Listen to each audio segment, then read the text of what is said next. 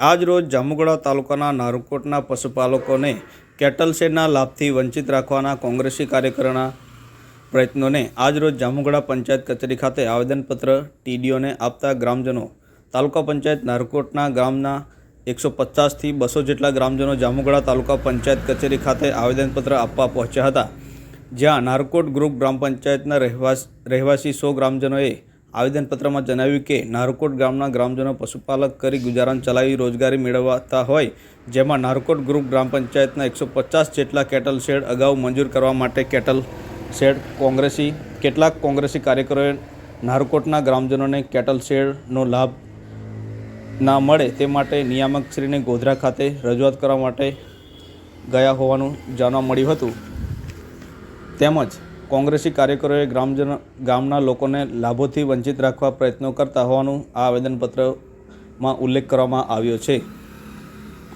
ગ્રામ પંચાયતમાંથી બધા લોકોને એટલે આવવું પડ્યું કે અમારા જે કેટલ શેડ પાસ થયેલા એ અમુક કોંગ્રેસી કાર્યકર્તાઓ દ્વારા નિયામક સાહેબશ્રીને રદ કરવા માટે અડચણ કરવા માટે વારંવાર જાય છે, તો અમારા જે પાસ થયેલા કેટલ શેડ કોળિયા જે છે અમને લાભ મળે એના માટે અમે દરેક ગ્રામજન જે તે બધા જ લાભાર્થીઓ તાલુકામાં આવ્યા છે સાહેબશ્રીને રજૂઆત કરવા માટે।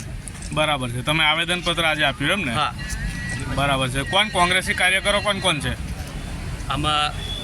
કીર્તિસિંહ રાણા, હસમુખભાઈ હીરા, એ ઈશ્વર હિંમત નાથપુરી ગોધરા જઈને અડચણ ઊભી કરે છે, કામો ગામમાં થાય એમને ગમતું નથી, તો એના વિરોધમાં અમે આવ્યા છે અને અમને દરેકને કેટલ શેડ મળે એ માટે અમે સાહેબશ્રીને રજૂઆત કરવા આવ્યા છે।